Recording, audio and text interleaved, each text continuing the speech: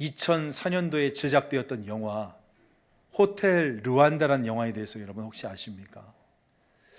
이 호텔 르완다라는 영화는 그 아프리카 르완다라는 나라에서 실제 벌어졌던 그 내전의 실화를 다루고 있는 영화입니다.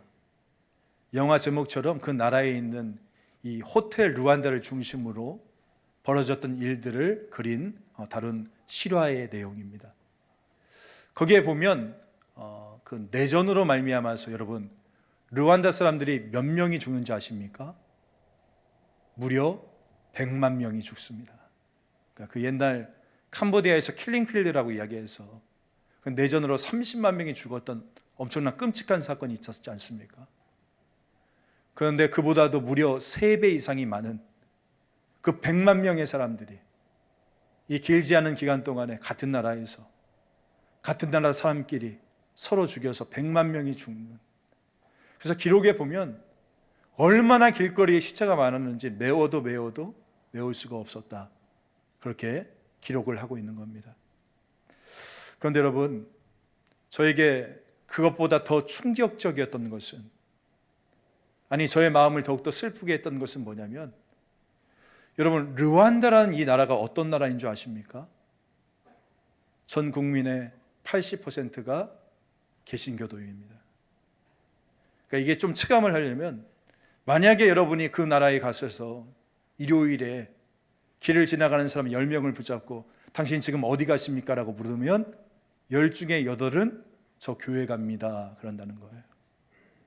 인구의 80%가 카톨릭도 아니라 개신교입니다. 나라 방방곡곡에 교회가 있고 도시 어느 모서리에도 신학교가 있는 그런 나라입니다. 예수 믿는 사람이 80%예요. 그런데 인류 역사상 가장 악명 높은, 가장 비참한, 자기 나라 사람들끼리 서로 죽여서 무려 100만 명을 죽인 이 악명을 가진 나라가 바로 르완다라는 나라라는 겁니다. 도대체 예수를 믿는다는 것이 과연 무엇이길래, 아니 도대체 개신교 교회를 다닌다는 것이 무엇이길래 이런 일이 일어날 수밖에 없냐라는 것입니다. 그 나라까지 가지 않아도 괜찮아요. 우리나라만 보더라도 여러분 마찬가지 않습니까? 국회의원의 30%가 크리스천입니다. 한때는 대통령, 대법원장, 국회의장, 3권의 수장이 다 크리스천이었습니다. 그런데 우리가 TV를 볼 때마다 느끼는 것이 정말 웃지 못할 그런 일들이 생기는 것을 우리가 보지 않습니까? 사실 국회까지 갈 필요도 없어요. 여러분은 어떠세요? 나는 예수를 믿는다라고 말하면서 그 예수를 믿는 영향력이 과연 여러분의 삶에, 가정 안에, 여러분의 직장과 일터 안에 얼마나 대단한 것이냐라고 생각해 보면 참으로 안타깝지 않습니까? 단지 건물과 시스템이 얼마나 멋지고 화려하냐, 그 교회 성도가 몇 명이냐, 예산이 얼마냐, 여러분 이것보다 더 중요한 것은 과연 그 교회 안에 참된 신자가 몇 명이냐, 이거 아니겠습니까? 도대체 예수를 믿는다는 것은 과연 무엇을 말하는가? 성경에 보면 이 예수 믿는 사람을 가리키는 대표적인 4가지 표현이 있습니다. 첫 번째는 바로 그리스도인이라는 표현이에요. 크리스찬이라고 부르죠. 성경에 3번 나옵니다. 그런가 하면 두 번째로 이 신자라는 표현도 있어요. 믿는 자라고도 나오는데 총 27번 나옵니다. 그리고 세 번째로는 성도라는 표현도 있네요. 우리 거룩한 성도, 그렇게 이야기하지 않습니까? 성경에 총 44번 나옵니다. 그리고 마지막 4번째로 예수님을 가리키는 단어는 바로 제자입니다. disciple이라고 우리가 이야기를 하는데 제자예요. 몇 번 나오는지 아십니까? 성경에 269번 나옵니다. 종합해 보면 이 성경에서 예수님을 믿는 사람을 가리키는 가장 대표적인 단어는 바로 제자라는 거 아닙니까? 그래서 예수님께서도 마지막 지상명령을 주시면서 너희는 가서 모든 민족을 누구로 삼아? 제자로 삼아. 따라서 예수를 믿는다는 것은 결국 뭡니까? 바로 제자가 되어진다는 것입니다. 오늘 말씀에서도 우리 예수님께서는 우리에게 이 철저한 제자도에 대해서 말씀하고 계세요. 분명한 것은 여러분, 예수님은 자신을 따르는 무리들과 진정한 제자들을 철저히 구분하고 계신다는 겁니다. 오늘 보면 25절 말씀을 보니까 한번 배경 보세요. 수많은 사람들이 지금 예수님을 에워싸고 있는 그런 상황입니다. 25절, 수많은 무리가 함께 갈새. 수많은 사람들이 함께 하고 있어요. 근데 원어 성경에 보면 수많은 무리가 함께 갈새 그러나라는 접속사가 있습니다. 그러나 예수께서 돌이키사 이르시되. 그러니까 지금 예수님께서는 일부러 의도를 가지고 타이밍을 포착하셨다는 것을 우리가 알 수 있죠. 여러분 상상해 보세요. 지금 수많은 사람들이 예수님께서 베푸신 기적을 보고 능력을 보고 치유 역사를 보고 마치 열렬한 팬이 되어서 지금 환호하고 에워싸고 있는 바로 그 순간에 예수님께서는 뒤돌아서시면서 이 무리들을 마치 다 흩어버리시는 것 같은 그런 말씀을 지금 하고 계시는 거 아닙니까? 우리 26절 말씀 같이 읽겠습니다. 시작. 물은 내게 오는 자가 자기 부모와 처자와 형제와 자매와 더욱이 자기 목숨까지 미워하지 아니하면 능히 내 제자가 되지 못하고. 능히 내 제자가 되지 못한다. 여러분, 일전에 예수님께서는 아무나 누구든지 목마른 자들은 다 내게로 오라, 수고하고 무거운 짐진 자들은 다 내게로 오라, 내가 너희를 쉬게 하리라, 그렇게 말씀하지 않으셨습니까? 그런데 왜 오늘은 그때와는 전혀 다른 사람인 것처럼 오는 사람을 흩어버리는 이런 말씀을 하고 계시느냐는 거예요. 이것이 바로 우리의 첫 번째 질문입니다. 여러분, 그것은 구원과 제자도의 차이입니다. 여러분, 구원은 아무나예요. 누구든지 해당이 되어집니다. 그러니까 믿음으로 주를 믿는 사람들에게 다 주어지는 것이 구원입니다. 우리가 주는 그리스도라고 믿음으로 고백하면 우리에게 구원이 주어져요. 그런데 제자도는 달라요. 여러분, 이 제자의 길은 대가를 치른 사람만이 걸어갈 수 있는 길입니다. 주님께서는 잃어버린 영혼들로 내 집을 채우시기를 원했지만 동시에요, 이 제자도에 대해서는 엄격한 기준을 요구하고 계세요. 제자란 어떤 사람입니까? 제자란 철저히 예수로 충만한 사람입니다. 생각하는 것, 말하는 것, 행동하는 것, 심지어 숨 쉬는 것까지도 꾹 누르면 예수의 채취가 나는 바로 그런 사람인 겁니다. 그 예전에 명절만 되면 꼭 TV에서 그 중국 무술 영화 막 이렇게 보여줬잖아요. 그 영화를 보면 고수끼리 만나서 서로 대결을 합니다. 딱 둘이 만나서 대결을 하는데 손짓 발차기 딱 한 번만 보면 알아요. 아, 소림사구나. 아, 당랑권이구나. 딱 답이 나오는 겁니다. 여러분, 우리도 마찬가지예요. 이처럼 우리가 말하는 거, 행동하는 것을 보면 아, 저 사람은 예수파구나. 이게 딱 나오는 그런 사람이 바로 제자라는 것입니다. 그런데 여러분, 이 제자는 자기만 구원받고 천국 가는 것을 목표로 하는 사람이 아니에요. 제자는 누구냐? 자기의 구원을 시작으로 해서 다른 사람을 전도하고 양육하고 세워서 치유하는 그런 예수님의 사역을 감당하는 사람입니다. 이 땅에 수많은 사람들을 하늘로 연결시켜서 하늘로 하나님께 이끌어 나아가는 천국의 문을 역할을 감당하는 사람이고, 또한 음부의 권세가 이기지 못할 하나님의 교회를 든든히 세워나가는 사람이고, 또한 주님께서 받으셨던 이 땅에서의 모든 핍박과 유혹과 고난을 그리스도의 능력으로 이겨낼 바로 그런 사람인 것입니다. 그가 바로 제자인 거예요. 그래서 숨 쉴 때도 예수의 소리가 나는 사람, 여러분, 말할 때, 행동할 때 또한 움직일 때도 예수로 가득한 사람. 감자는 어디로 잘라도 감자듯이 여러분 교회에서도 예수님의 모습이 보이고 가정 안에서도 예수의 향기가 나고 잠잘 때도 예수의 꿈을 꾸고 잠꼬대도 정말 예수를 말할 수 있는. 예전에 교육자 수련회에 가는데 제 옆에 앉아 계셨던 목사님이 갑자기 주님 그러는 거예요. 점심에서. 제가 그걸 보고 야 이분은 정말 이 시대의 진정한 목회자다. 제가 그런 생각을 했습니다. 바로 그런 제자처럼 가득한 이런 이 땅의 교회를 우리 주님께서는 꿈꾸고 계신다는 거예요.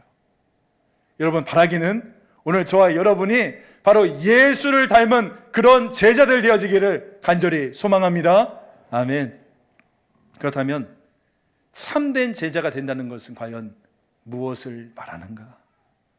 여러분 예수를 믿는다는 것은 제자가 되는 거라고 했습니다. 그렇다면 제자의 조건은 무엇이냐라는 거예요. 여러분 첫 번째 포인트는요, 주님은 주님을 향한 절대적인 사랑을 요구하신다는 겁니다. 주님을 향한 절대적인 사랑이란 거예요. 사실 여러분 이것은 다음에 따라 나오는 모든 조건, 그러니까 우리가 인생을 살아가고 신앙생활을 하면서 우리가 붙들어야 되는 많은 조건들의 가장 근원이 되어지는 조건입니다. 뭐가요? 예수님을 향한 절대적인 사랑이요.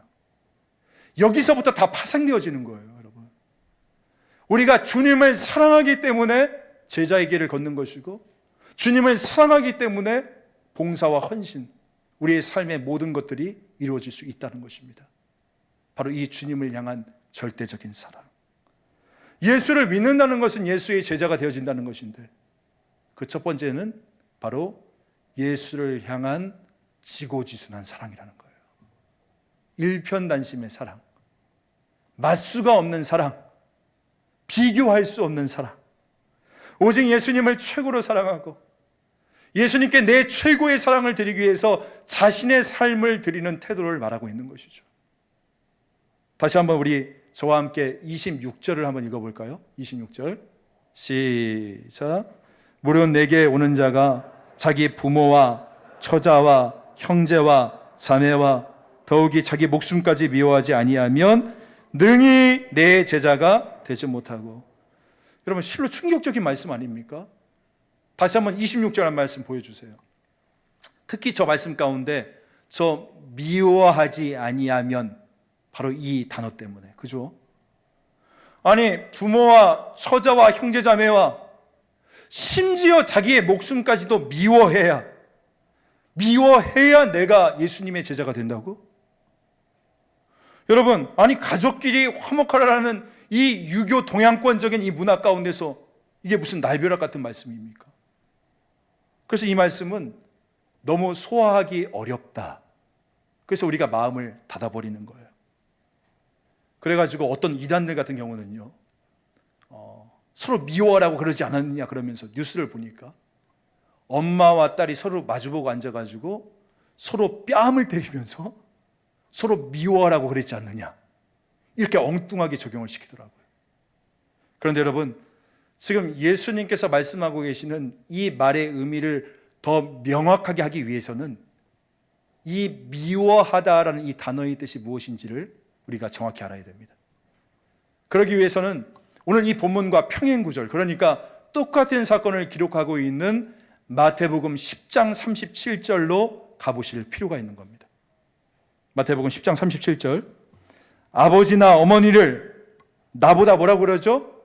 나보다 더 사랑하는 자는 내게 합당하지 아니하고, 합당하지 않다는 것은 아무런 상관이 없다는 거예요. 또한 아들이나 딸을 나보다 더 사랑하는 자도 내게 합당하지 아니하다. 다시 말해서 오늘 본문에 나오는 이 미워하다라는 이 표현은 뭐 너의 부모와 자식을 막 증오해라, 원수가 되라, 서로 뺨을 때리라, 이런 의미가 아니죠. 그럼 뭐냐? 다른 어떤 비교 대상보다도, 즉 너의 부모와 자녀와 형제와 자매와, 여러분 얼마나 소중합니까? 이 사람들이 근데 네가 그렇게 소중하게 여기는 이 사람들보다도 너는 나를 더 사랑해야 돼. 심지어 너의 목숨보다도 나를 더 사랑해야 돼. 지금 이 말씀을 하고 계시는 거예요. 비교급인 겁니다. 이 미워하다는 말이. 그들을, 너의 형제자매를 진짜 미워라는 말이 아니라 그들을 사랑하지만, 그런데 그들보다 너희는 나를 더욱더 사랑해야 돼. 이것이 바로 제자의 태도야. 아시겠어요? 지금 그 말씀을 예수님이 하고 계시는 거예요. 여러분, 이렇게 한번 상상해 봅시다. 결혼식이 진행되고 있는데 멋진 신랑이 아름다운 신부에게 이제 서약을 합니다. 당신을 사랑하겠습니다. 영원히 끝까지 사랑합니다. 당신께 헌신하겠습니다. 당신을 위해 무엇이라도 하겠습니다. 제가 예전에 한 결혼식장에 가보니까 어떤 이 신랑이 이런 고백까지 하더라고요. 집안일도 다 하겠습니다. 아유, 쓸데없는 소리 한다. 제가 그렇게 생각을 했는데. 그래도 얼마나 귀엽습니까? 그런데 거기서 신랑이 신부에게 이런 조항을 집어넣는 거예요. 보세요. 그런데 한 달에 한 번은 다른 여자를 사랑하겠습니다. 한 달에 29일은 당신을 사랑할 거지만 한 달에 하루만큼은 다른 여성을 사랑할 수 있게 그렇게 서약합니다. 여러분, 이 결혼을 잘했다라고 칭찬할 수 있는 사람이 있을까요? 그런데 우리가 예수님을 그렇게 믿는다는 거예요.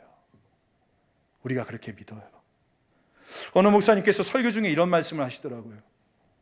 우리가 정말 예수님을 대하는 식으로 실제 내 아내와 배우자를 대하면 그 결혼은 1년도 못 가서 깨어질 것이다. 그러니까 우리가 예수님을 그렇게 너무 허접하게 대한다고 있다는 것입니다. 우리가 예수님을 사랑한다라고 이야기하지만, 예수님께 헌신한다라고 이야기하지만, 예수님이 나의 전부라고 이야기를 하지만, 항상 보면 내 사랑의 순위에서 예수님은 늘 차선이지 않습니까? 내 자식 미치고, 내 배우자 미치고, 내 일 미치고, 내 삶 다음인 거예요. 내가 예수님을 사랑한다고 이야기를 하지만 항상 삶의 경쟁 가운데서, 그 사랑의 경쟁 가운데서 예수님은 늘 은메달, 동메달 아닙니까? 여러분, 다시 한번 강조하지만 내가 예수님의 제자가 된다는 것은 무슨 부모와 형제 자매에 대한 사랑이 막 식어지고 미워하게 되어지고, 여러분, 그런 것을 말하는 것이 아닙니다. 오히려 그거 아세요? 내가 예수님을 최고로 사랑하게 되어지면 신기하게도 내 안에 이 사랑의 용량이 더욱더 커지게 되어지는 거예요. 내 가슴이 더욱더 커지게 되어지는 것입니다. 그래서 그 더 큰 용량을 가지고 형제 자매도 끌어안을 수 있고, 심지어 나를 미워하는 사람까지도 포용할 수 있고, 내 주위에 있는 정말 어려운 분까지도 내가 정말 나의 형제요 자매라고 느끼면서 이 눈물의 중보기도로 섬길 수 있고 사랑할 수 있고 돌볼 수 있는 우리의 모습이 되어지는 것입니다. 여러분, 혹시 진짜 미운 분 계세요? 나는 이 사람하고는 같은 구역, 같은 전도에서 섞이고 싶지 않다. 손 한번 들어보세요. 마음속으로는 다 들고 있네. 근데 여러분, 그 사람 사랑하게 해달라고 기도하지 마시고 내가 주님을 더 사랑하게 해달라고 기도하십시오. 나의 주님을 향한 사랑이 내 안에서 더욱더 커질 때 비로소 우리가 그 사람도 사랑할 수 있는 것입니다. 믿습니까? 여러분, 저는 자식 사랑도 마찬가지라고 생각해요.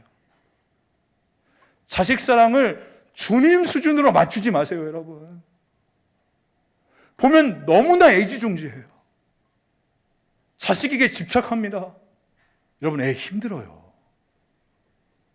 인간적인 사랑은 안 됩니다. 나의 인간적인 사랑을 복음으로 필터링 해줘야 되는 거예요. 복음으로 필터링 한다는 것이 무엇입니까? 자식 사랑도 주님 앞에 내려놓아야 되는 거예요. 자식보다 주님을 더 사랑해야 되는 겁니다. 그러면 주님께서 내 자식을 복음으로 회복시키셔서 여러분께 다시금 돌려주신다니까요. 일부 예배를 마쳤는데 한 자매가 오더니 이야기하는 거예요. 끝나고 나서, 목사님, 저는 주님보다 엄마가 더 좋은데 어떻게 해요? 그래서 제가 이야기했어요. 주님을 더 사랑하면 엄마에 대한 사랑도 그 마음속에서 더욱더 커질 거라고. 주님을 더욱더 사랑할 수 있는 저와 여러분 되어지기를 원합니다. 여러분, 오늘 결국 예수님께서 우리에게 강조하고 계시는 것이 무엇입니까? 그것은 바로 우선순위의 문제인 겁니다. 우선순위의 문제인 거예요. 부활하신 예수님께서 이 베드로를 참된 제자로 회복시키기 위해서 물으시잖아요. 요한의 아들 시몬아, 네가 나를 사랑하느냐? 네가 정말 소중히 여기고 있는 정말 다른 모든 어떤 대상들보다, 여기 있는 이 수많은 사람들보다 네가 나를 사랑하느냐? 심지어 너의 목숨보다도. 작년에 이 목회자 모임 가운데 갔는데 아프가니스탄에서 선교하시는 선교사님이 그 자리에 함께 하셨어요. 지금 아프가니스탄이 탈레반 정권에 의해서 완전히 지금 다 점령되어 있는 거 아닙니까? 극우의 이슬람으로 가고 있잖아요. 근데 그 선교사님의 이야기를 들어보니까 아직도 아프가니스탄에서 비공식적으로 예수를 믿는 사람들이 7,000명이 있대요. 근데 이제 그 선교사님이 이야기하시는데 그 예수를 믿는 것 때문에 날마다 죽어가는 사람들이 있다는 거예요. 그러면서 영상을 보여주시는데 너무나 잔혹해서 볼 수가 없어요. 목이 잘리는 참수를 당하고 정말 온 가족이 불에 타서 죽고, 그러한 상황 가운데서도 끝까지 주님을 선택하는 거예요. 여러분, 사랑은 선택이거든요. 사랑한다는 것은 둘 중에 하나를 선택한다는 거예요. 비단 아프가니스탄만의 이야기겠습니까? 지금도 북한의 지하교회 가운데서는 주님을 사랑하기 때문에, 내 목숨보다 더 주님을 사랑하기 때문에 주님 앞에 자기의 목숨을 드리며 나아가는 주의 성도들이 있지 않습니까? 저는 믿어요. 내 목숨보다 주님을 더 사랑하게 될 때에 주님께서는 우리에게 영생의 선물을 주실 줄 믿습니다. 오늘 우리 주님께서 여러분에게 똑같은 질문을 하시면 여러분 뭐라고 대답하시겠습니까? 송 목사야, 네가 소중히 여기고 있는 다른 어떤 것들보다, 너의 사랑하는 가족보다 네가 나를 더욱더 사랑하느냐? 여러분, 우리는 뭐라고 대답하시겠습니까? 내 구주 예수를 더욱 사랑, 엎드려 비는 말 들으소서. 내 진정 소원은 내 구주 예수를 더욱 사랑, 더욱 사랑. 여러분, 예수님은 결단코 경쟁자를 원하시지 않았습니다. 오늘 우리의 이 고백처럼 내 구주 예수를 더욱 사랑, 우리 주님을 더욱더 사랑하심으로 그분의 사랑의 깊이와 높이와 넓이를 닮아가는 참된 제자된 오늘 저와 여러분의 2023년도의 삶이 되어지기를 간절히 소망합니다. 다음으로 이 제자의 두 번째 조건은 자기 십자가를 지고 예수님을 따라야 된다는 것입니다. 우리 한번 27절 말씀도 같이 한번 읽겠습니다. 시작.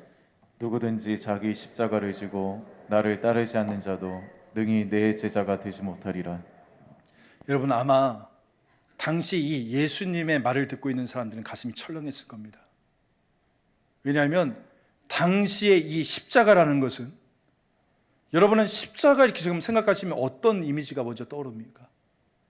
제가 어제 제 아들에게 물어봤어요. 하유라, 너는 십자가 하면 뭐가 떠올라? 첫 번째 예수님이 떠오른다. 그리고 두 번째 교회. 그리고 세 번째 금목걸이가 떠오른대. 목걸이가 이야기하는데. 여러분, 당시 유대 사회에서 십자가라는 것은 굉장히 흔했습니다. 그 당시에 이 유대인들이 로마의 지배 가운데 있었는데 로마의 독립전쟁을 시작하는 거예요. 처음에는 성공하는 것처럼 보였습니다.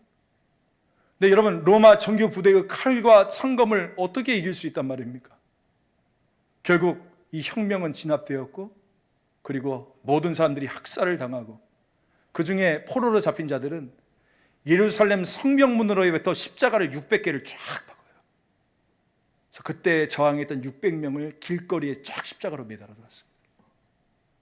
그래서 지나가는 아이들, 심지어 어린 아이들까지도 매일 보는 게 바로 십자가였어요. 그 당시에 십자가라는 것은 바로 죽음을 이야기하고 있는 거예요. 죽음. 근데 지금 예수님이 뭐라고 얘기하십니까? 너희가 내 제자가 되기 위해서는 자기 십자가를 짊어져야 된다. 그런데 우리는 이 십자가를 보면 굉장히 쉽게 사용하는 것 같아요. 그죠? 결혼을 했는데 좀 심술궂은 시어머니를 만났어. 그럼 뭐라고 이야기합니까? 아, 우리 시어머니가 내 십자가야. 남편이 속을 썩여. 뭐라고 하죠? 저 인간이 십자가야. 또 말 지지리도 안 되는 자식이 있어요. 아니, 저 녀석이 왼수지. 왼수가 우리 집에 있네. 저 왼수가 십자가야. 그런데 우리 애들도 그럴 거요. 나에겐 엄마가 십자가야. 아마 그렇게 얘기할 겁니다. 근데 여러분, 이 십자가를 너무 쉽게 생각하시면 안 됩니다. 십자가는 뭐냐? 죽음이에요. 죽음. 어떤 죽음일까요? 하나님의 꿈이 나의 비전이 되고, 예수님의 성품이 나의 인격이 되고, 성령님의 권능이 나의 능력이 되기를 내가 원하고 바라고 기도합니다. 이 찬양의 가사처럼 내가 죽고 예수가 사는 것이 바로 십자가입니다. 바로 그런 죽음을 말하고 있는 것이에요. 나의 계획이 죽고 예수님의 계획이 살아나는 것입니다. 나의 뜻이 죽고 예수님의 뜻이 세워지는 것입니다. 나의 욕심이 죽고 나의 마음이 죽고 나의 자유가 철저히 죽는 바로 그런 죽음을 말하고 있는 것입니다. 이것이 바로 십자가인 거예요. 예수님의 그 겟세마네의 그 기도가 이 자기 십자가를 우리에게 명확하게 보여주고 있지 않습니까? 누가복음 22장 42절 말씀. 이르시되 아버지여, 만일 아버지의 뜻이거든 이 잔을 내게서 옮기시옵소서. 그러나 내 원대로 마시옵고 아버지의 원대로 되기를 원하나이다. 지금 예수님에게 십자가는 무엇입니까? 내가 순종하기 힘든, 내가 따라가기 힘든 하나님의 뜻이요 계획이요 하나님의 순리 아닙니까? 그러니까 우리가 자기 십자가를 진다는 말이 무슨 말이에요, 여러분? 결국은 하나님의 뜻을 따른다라는 이야기인데, 우리가 하나님의 뜻을 따르기 위해서는 여러분과 저의 자아가 죽지 않고서는 우리가 참된 주님의 십자가를 따라갈 수 있는 거 없는 거 아닙니까? 그래서 사도 바울은 이런 말 한 거 아니에요? 내가 날마다 죽노라. 여러분, 여기서 중요한 것은 날마다라는 이 단어입니다. 자기 십자가를 짊어지는 삶은 한 번의 일시적인 경험이 아니라는 거예요. 한 번이 아니라 반복되고, 일시적인 것이 아니라 일상의 경험이 되어야 된다는 것입니다. 그래서 오늘 본문도 보니까 십자가를 지고 해서 이 지고의 시제가 완료형이 아니라 현재 진행형으로 쓰였어요. 무슨 말입니까? 날마다, 순간순간마다 자기의 십자가를 지고 정말 계속해서 끊임없이 주님을 따라야 한다라고 지금 말하고 있는 거 아닙니까?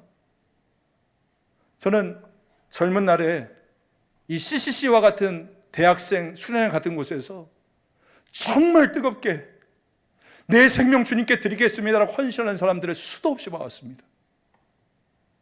그런데 10년, 20년, 30년이 지나서 보니 그분들이 다 지금 어디 가셨는지 모르겠어요. 혹시 그분들 여기에 소리 소문 없이 앉아 계시는 거 아닙니까?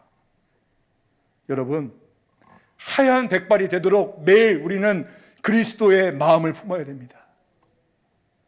어릴 때 사랑했던 그 그리스도, 청년 때는 더욱더 사랑하고, 중년 때에는 작년보다 더 뜨겁게 사랑하고, 이제 노년이 되어서는 이 예수 그리스도로 충만한 저와 여러분의 인생이 되어지기를 간절히 소망합니다.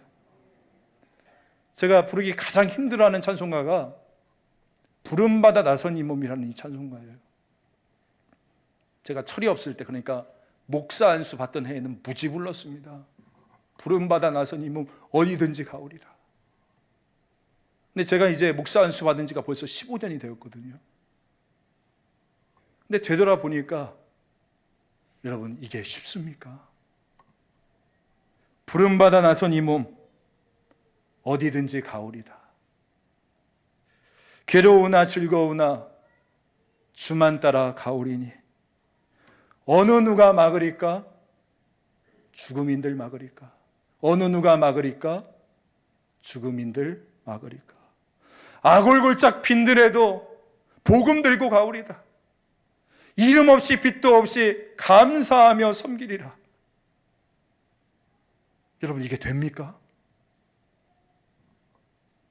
내가 하나님께 받은 은혜에 비해서 요만큼 내가 지금 섬기면서 사람들이 안 알아주면 막 삐지고 화내고 나 혼자 교회 일 다 한다라고 이야기하고 한 1, 2년 일해놓고 나 탈진했다 그러고 쓰러져 버리고. 여러분, 이런 이기적인 우리가 정녕 예수의 제자입니까? 그래서 예수님께서는 오늘 26절과 27절에서 두 차례에 걸쳐서 능히라는 이 말을 사용하고 계세요. 26절, 자기 부모와 처자와 형제와 자매와 더욱이 자기 목숨까지 미워하지 아니하면 능히 내 제자가 되지 못하고, 누구든지 자기 십자가를 지고 나를 따르지 않는 자도 능히 내 제자가 되지 못하리라. 여러분, 능히는 무엇을 말합니까? 능력을 말하는 거예요. 힘든 일이라는 거예요. 무엇이요? 예수님의 제자가 되는 것이 너무나 힘들다는 것입니다. 이건 자동으로 되는 것도 아니고 은혜로만도 되는 것이 아니라 우리가 천국 가는 그날까지 전력을 다해서 해야 될 일이 바로 제자가 되어지는 일이라는 것입니다. 바라기는 예수를 믿는 오늘 저와 여러분도 이 말씀과 기도를 통해 우리 성령님의 손을 꼭 붙잡으셔서 전력으로 이 제자의 십자가를 질망하는 놀라운 역사가 오늘 저와 여러분 가운데 임하기를 간절히 소망합니다. 이제 마지막 오늘 본문의 결론입니다. 왜 그렇게 살아야 됩니까? 여러분, 우리 편하게 살 수 있잖아요. 그런데 왜 제자의 길을 걸어가야 됩니까? 내가 사랑했던 것 모든 것 내려놓고 자기 십자가를 지는 이 험난한 삶을 왜 우리가 살아야만 합니까? 따라해 봅시다. 예수가 너무 좋아서. 예수가 너무 좋아서. 여러분, 다른 이유 아니에요. 예수에 대한 사랑이 내 안에서 너무나 강렬하면 내가 사랑했던 모든 것도, 나를 주인 삼았던 그 모든 것도, 나의 비전도, 나의 계획도, 나의 생각과 감정과 마음들도 2차 순위로 밀리게 되어지는 겁니다. 사랑하면 여러분 포기할 수 있어요. 사랑하면 내가 버릴 수 있어요. 그런데 사랑하지 않으면 어렵죠. 우리 남편분들을 다 잘 아실 거예요. 아내가 임신했을 때 어떻게 합니까? 피곤한 몸을 이끌고 집에 들어왔는데 아내가 그러잖아요. 여봉, 뱃속의 아기가 족발 먹고 싶대. 자기가 먹고 싶으면서. 그럼 여러분 어떻게 합니까? 시끄러자. 그럽니까? 아니잖아요. 옷 주섬주섬 입고 이제 어떻게 되는 거예요? 족발 찾아 길을 나서는 거예요. 족발 찾아 나선 이 몸 어디든지 가오리라. 가는 거 아닙니까? 왜요? 사랑하니까요. 사랑하니까. 저는 제자의 길도 마찬가지라고 생각해요. 사랑하면 그 길 걸어갈 수 있어요. 믿습니까? 사랑하면이에요. 따라서 제자도의 핵심은 왜 이거 하지 않냐? 이거 하지 마라. 이렇게 야단치고 호통치는 것이 아니라 제자도의 핵심은 주님을 사랑하는 것입니다. 제자도는 자기를 버리고 주님으로 채우는 것입니다. 나의 모든 생각을 내려놓고 정말 내가 하지 말라가 아니라 주님을 사랑하기 때문에 내가 그 길을 걸어가리라는 나의 능동적인 선택인 거예요. 여러분, 삶의 모든 영역 속에서 반드시 예수님을 순종하고 따르기를 결심하십시오. 나는 다른 어떤 은혜 구하지 않겠다. 오직 주님만이 나의 구원이고 도움이시다. 오직 주님만의 얼굴을 바라보기 원합니다. 이렇게 예수님으로 나의 생각을 채우십시오. 그러면 인생이 달라집니다, 여러분. 내 인생의 유일한 벤치마킹의 대상이 예수님이 되어지는 거예요. 어제 손흥민 선수가 2골 넣었죠, 밤에. 네, 그렇죠. 마치 어린 꿈나무, 축구 꿈나무가 손흥민을 보면서 자신의 꿈을 펼치듯이 주님을 믿는 우리도 주님이 너무나 나의 사랑이기 때문에 그 예수님을 닮아 예수님처럼 말하고, 예수님처럼 결정하고, 예수님처럼 노래하고, 예수님처럼 살아가는 것, 이것이 바로 참된 제자도 예수를 믿는다는 것입니다. 이걸 모르는 사람들은 말하잖아요. 예수 믿고 재미없어서 어떻게 사냐고. 교회 가서, 아니 주일날 하루 쉬는데 일요일에 교회 가서 늦게까지 뭐 하는 거냐고. 술도 없이 무슨 얘기를 그렇게 오래 하냐고. 그런데 우리에게는 세상이 모르는 기쁨이 있잖아요, 기쁨이. 그죠? 저는 황금 같은 휴가를 써가면서 자기 돈 들여서 필리핀 선교 현장에 가서 섬기시는 우리 성도분들을 볼 때마다 야, 세상이 알지 못하는 기쁨으로 가득하구나, 이것을 느낍니다. 매주 방송실로, 꽃꽂이로, 교사로, 구역장으로, 섬김이들로 정말 자기의 시간과 돈과 에너지를 헌신하며 이 제자의 길을 걷고자 애쓰는 사랑하는 성도 여러분, 주님의 이름으로 축복합니다. 세상이 알지 못하는 기쁨이 임할지어다. 제 마음의 소망이 뭔지 아세요? 저는 우리 모두가 주님을 따르는 것이 우리의 최고의 기쁨이 되어지길 원합니다. 여러분, 제자의 길은 고통의 길이 아니에요. 제발 주일날 교회 나오면서 내가 주님을 위해 희생한다, 내가 봉사하면서 주님을 위해 희생한다, 그런 이야기 하지 마세요. 내가 정말 주님을 사랑하여 일편단심으로 사랑하여 선택한 이 길은 축복의 길입니다. 비전의 길입니다. 하나님의 영광의 나라를 바라볼 수 있는 길입니다. 바라기는 올 한 해 이 제자의 길을 주님과 함께 기쁨으로 걸어갈 수 있는 제가 되고 여러분 되어지기를 주 예수 그리스도의 이름으로 간절히 소망합니다. 하나님 아버지, 감사합니다. 오늘 우리에게 주시는 말씀을 통해서 예수를 믿는다는 것은 주님의 참된 제자가 되어진다는 것이고, 그 참된 제자의 조건은 주님을 향한 절대적인 사랑이며 나의 뜻이 죽고 주님의 뜻이 세워지는 것임을 다시 한번 깨닫게 하여 주시니 참으로 감사합니다. 우리 주님을 따르는 참된 제자들 되어지기 원합니다. 다시 한번 내 안에 주님을 향한 사랑을 회복시켜 주시어서 오늘 이 세상이 알지 못하는 기쁨을 가지고 이 제자의 길을 주와 함께 걸어갈 수 있는 우리 모든 성도분들, 우리 사랑하는 염창중앙교회 될 수 있도록 역사하여 주시옵소서. 감사드리며 그저 예수 그리스도의 이름으로 기도합니다. 아멘. 우리 다 같이 자리에서 일어나셔서